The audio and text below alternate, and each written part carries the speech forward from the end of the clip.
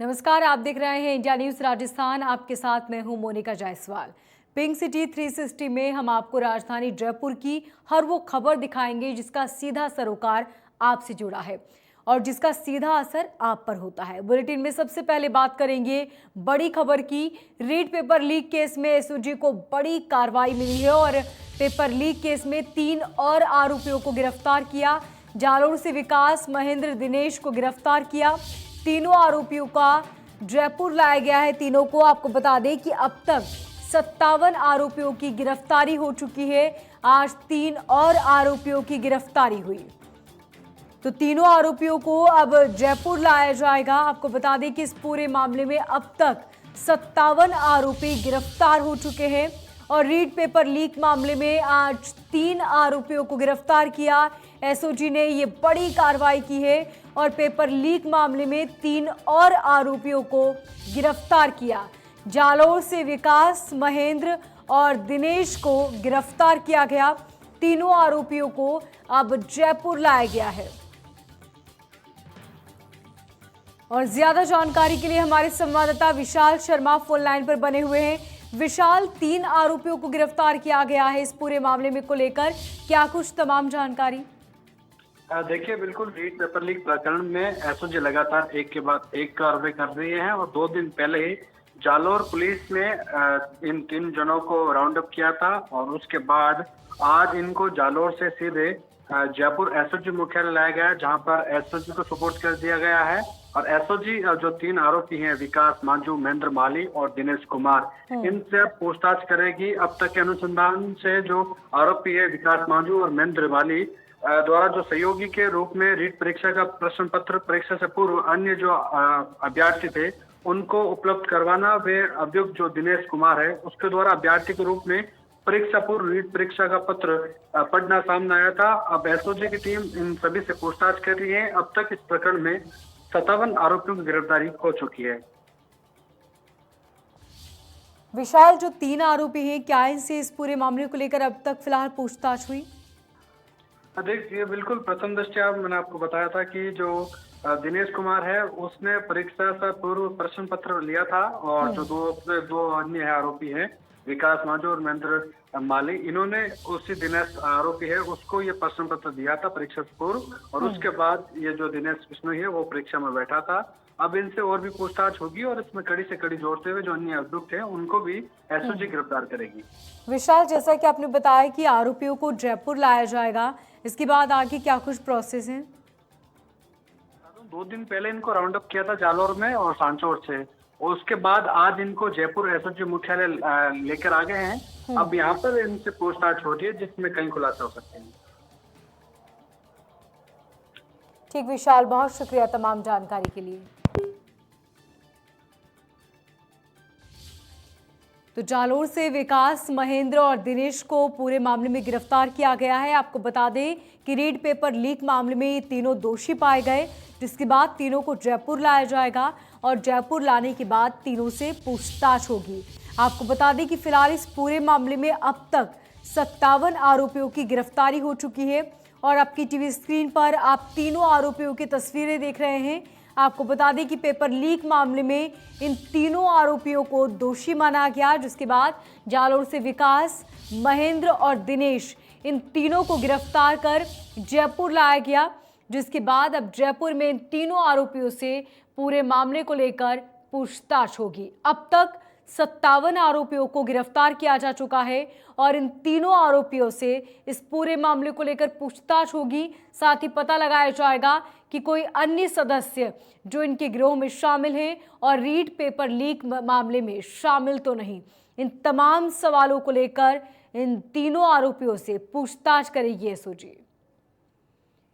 तो read paper leak मामले में तीनों आरोपियों को एसओजी ने गिरफ्तार किया है। आपको बता दें कि जालोर से विकास, महेंद्र और दिनेश, इन 3 आरोपियों को गिरफ्तार किया गया और गिरफ्तार कर इन्हें जयपुर लाया गया, जहां पर इन तीनों से ही पूछताछ होगी सभी मामले को लेकर।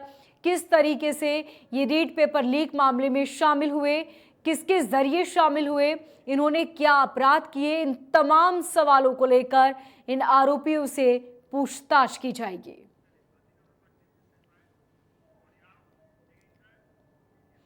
तो वहीं जयपुर में भाजपा नेता रामलाल शर्मा प्रदेश सरकार पर जमकर बरसे। उन्होंने कहा कि प्रदेश में अपराध अपने चरम पर है, अपराधी अपराध कर लाइव वीडियो बना रहे हैं।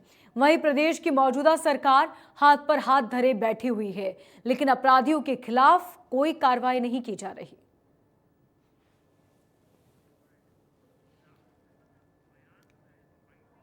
तो बीजेपी विधायक ने जमकर कांग्रेस पर हमला बोला और साथ ही उन्होंने कहा कि प्रदेश में अपराध लगातार गर्माते जा रहे हैं, लेकिन सरकार हाथ पर हाथ धरे बैठी हुई है। सरकार इस मामले को लेकर कोई एक्शन नहीं ले रही, जबकि अपराधी अपराध करने के बाद वीडियो भी बना रहे हैं। इसके बावजूद भी उनके खिलाफ कोई एक्शन नहीं लिया जा रहा। ऐसे में सरकार की खामोशी पर सवाल उठते हैं।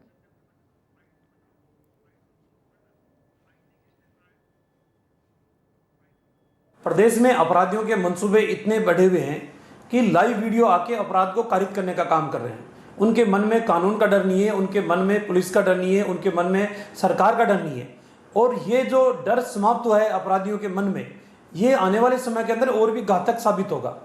दोसा की जिस तरीके से लाइव वीडियो करके मारपीट करना और मारपीट करने के उपरांत मौत के घाट उतारना, हनुमानगढ़ के नौर के अंदर एक समुदाय विशेष के लोगों द्वारा व्यक्ति के साथ कानून हाथ में लेके मारपीट करना और उसको घायल अवस्था के अंदर छोड़ना, ये घटनाएं ऐसी है जो प्रदेश को तो शर्मसार कर।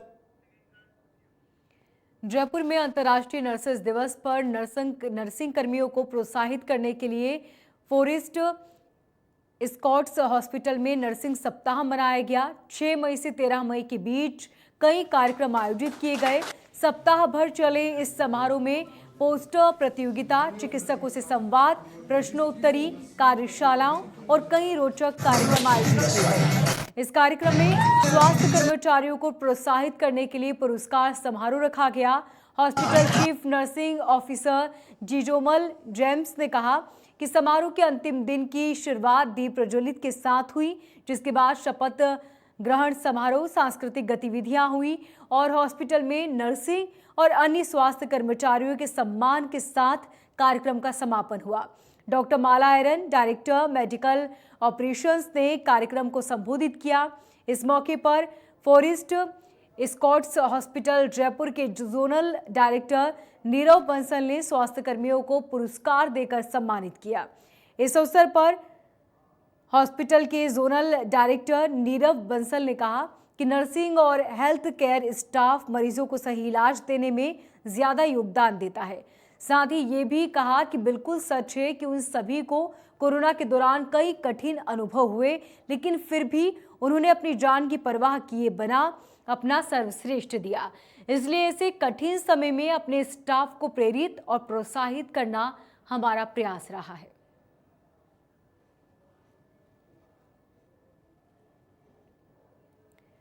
तो नर्सिंग सप्ताह बनाया गया और इसी के साथ जोनल डायरेक्टर नीरव बंसल ने कहा कि ऐसे नर्सिंग कर्मी जिन्होंने कोरोना में अपनी जान की परवाह किए बिना मरीजों की देखभाल की, ऐसे में इन सभी को प्रोत्साहित करना और उनका सम्मान करना हमारा कर्तव्य है।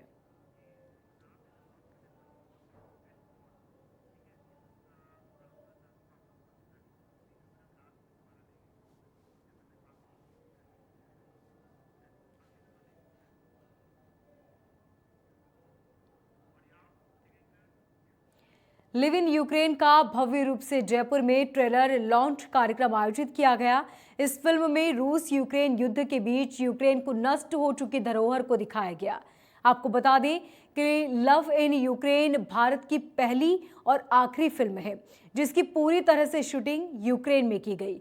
फिल्म की जानकारी देते हुए फिल्म के लीड एक्टर विपिन कौशिक, पवन कौशिक और फिल्म डिस्ट्रीब्यूटर और एडवाइजर राकेश ने उपस्थित रहे, जिन्होंने इस फिल्म के बारे में जानकारी दी।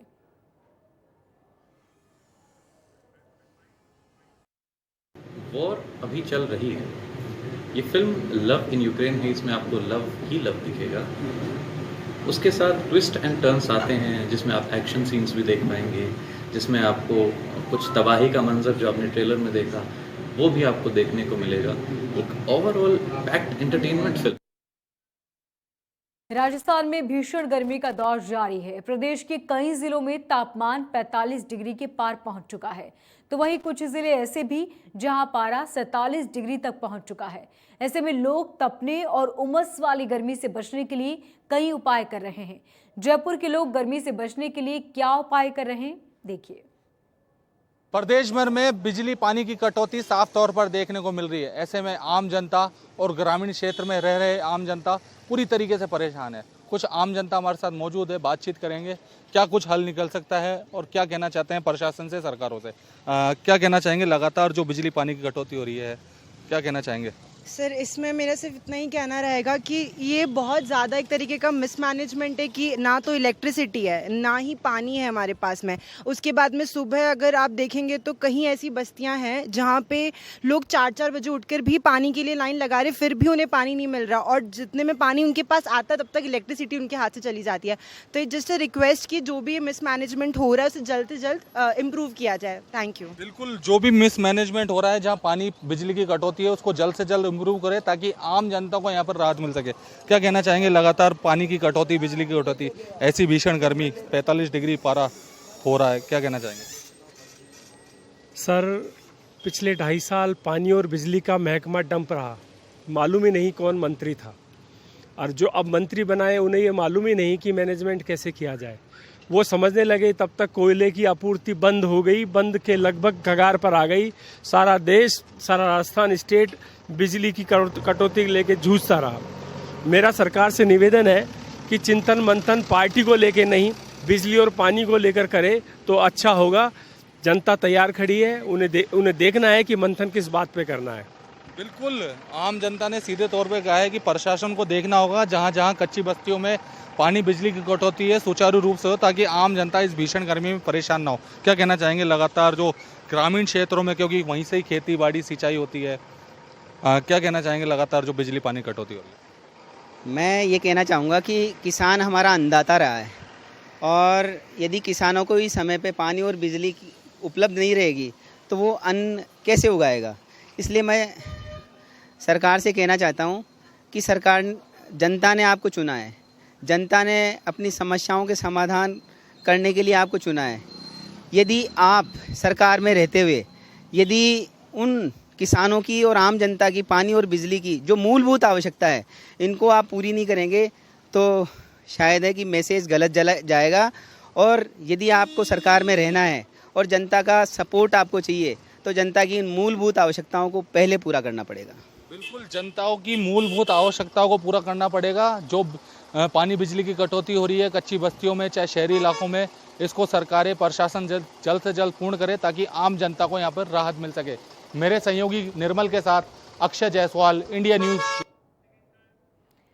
जयपुर की बड़ौदिया बस्ती में एक बुजुर्ग महिला की गला रेतकर हत्या कर दी गई। घटना का पता उस वक्त लगा जब घर से स्थानीय लोगों को बदबू आने लगी। इसके बाद सूचना मिलने पर पुलिस और डीसीपी वेस्ट ऋचा तोमर मौके पर पहुंची। इसके साथ ही एफएसएल की टीम भी मौके पर पहुंची और पुलिस के मुताबिक मृतका का नाम शारदा जैन है। मृतका घर में अकेली रहती थी, वहीं घर से बाहर ताला लगा हुआ था। फिलहाल पुलिस इस पूरे मामले की जांच पड़ताल कर रही है।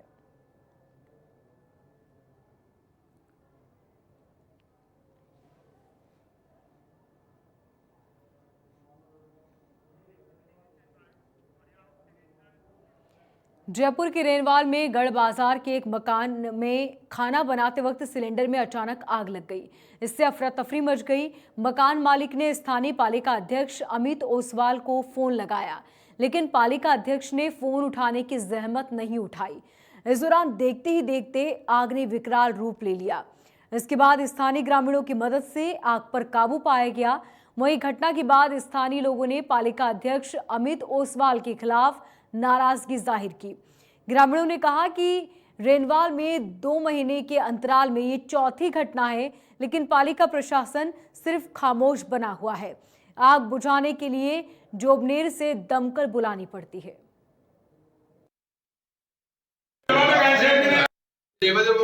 इनको बार बार बता दिया, बड़ी दमकल की यहाँ जरूरत है, इतनी बड़ी सिटी है। ये आग की चौथी घटना रेनवाल में हो चुकी है। कर्मचारियों को फोन करते हैं, फोन नहीं उठाते हैं। ये हनुमान सिंह जी बना जी यहाँ, इनके यहाँ शादी का प्रोग्राम है 16 तारीख को। एक बड़ा हादसा होने होता डला है मोहल्ले का, और आपसी यहाँ भाईचारा मोमडम्स वगैरह इनका पूरा सहयोग रहा है, सब्जी वालों का पूरा सहयोग रहा है, इससे आग पे काबू पाया गया है। तो इससे बारे में बातचीत की, पालिका अध्यक्ष को फ़ोन किया था, फ़ोन नहीं उठा रहे हैं, क्या चक्कर है कोई पता नहीं है, क्या बात है। तो हर बार ऐसा ही करते हैं क्या? हाँ, हर बार ऐसा ही करते हैं पालिका अध्यक्ष? पालिका अध्यक्ष को उस रोज भी हमने बोला था कि यहाँ एक बड़े मशीन की जरूरत है दमकल की, जो आज तक। चाकसू की गोलीराव तालाब में एक युवक का शव तैरता मिला। शव मिलने से इलाके में सनसनी फैल गई। सूचना पर पहुंची पुलिस ने शव को तालाब से बाहर निकलवाकर मॉर्चरी में रखवाया। थाना अधिकारी यशवंत सिंह यादव ने कहा कि मृतक की पहचान चाकसू कस्बे में रहने वाले अशोक अग्रवाल के रूप में हुई। बताया जा रहा है कि मृतक मानसिक रूप से बीमार था और एक दिन पहले सुबह घर से बाहर आया था। इसके बाद परिजन अशोक की फोटो सोशल मीडिया पर शेयर कर खुद उसकी तलाश में जुट गए थे। फिलहाल पुलिस इस पूरे मामले की जांच कर रही है।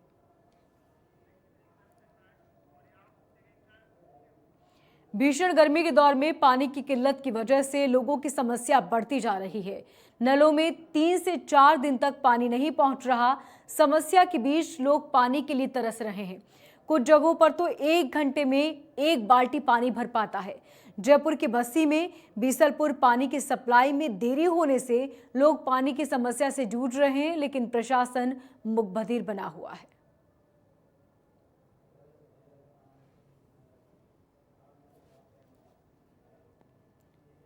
तस्वीरें आप देख रहे हैं जहां पर लोग अब पानी की समस्या से जूझ रहे हैं।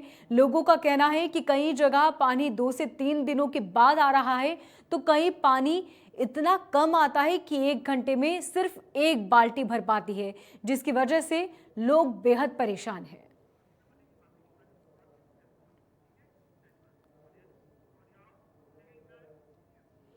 जयपुर में अंतर्राष्ट्रीय नर्सेस दिवस के उपलक्ष्य पर नर्सिंग कर्मियों को प्रोत्साहित करने के लिए फोर्टिस स्कॉट्स हॉस्पिटल में नर्सिंग सप्ताह मनाया गया। 6 मई से 13 मई के बीच कई कार्यक्रम आयोजित किए गए। सप्ताह भर चले इस समारोह में पोस्टर प्रतियोगिता, चिकित्सकों से संवाद, प्रश्नोत्तरी, कार्यशालाओं और कई रोचक कार्यक्रम किए गए। इस कार्यक्रम में स्वास्थ्य कर्मचारियों को प्रोत्साहित करने के लिए पुरस्कार समारोह रखा गया। हॉस्पिटल चीफ नर्सिंग ऑफिसर जीजी मोल जेम्स ने कहा कि समारोह के अंतिम दिन की शुरुआत दीप प्रज्वलित के साथ हुई। इसके बाद शपथ ग्रहण समारोह, सांस्कृतिक गतिविधियां हुई और हॉस्पिटल में नर्सिंग और अन्य स्वास्थ्य कर्मचारियों के सम्मान के साथ कार्यक्रम का समापन हुआ। डॉक्टर माला आयरन, डायरेक्टर मेडिकल ऑपरेशंस, ने कार्यक्रम को संबोधित किया। इस मौके पर हॉस्पिटल के जोनल डायरेक्टर नीरज बंसल ने स्वास्थ्य कर्मियों को पुरस्कार देकर सम्मानित किया। इस अवसर पर हॉस्पिटल के जोनल डायरेक्टर नीरव बंसल ने कहा कि नर्सिंग और हेल्थ केयर स्टाफ मरीजों को सही इलाज देने में ज्यादा योगदान देता है। साथ ही ये भी बिल्कुल सच है कि उन सभी को कोरोना के दौरान कई कठिन अनुभव हुए, लेकिन बावजूद इसके उन्होंने अपनी जान की परवाह किए बिना अपना सर्वश्रेष्ठ दिया। इसलिए ऐसे कठिन समय में अपने स्टाफ को प्रेरित और प्रोत्साहित करने का हमारा प्रयास रहा है।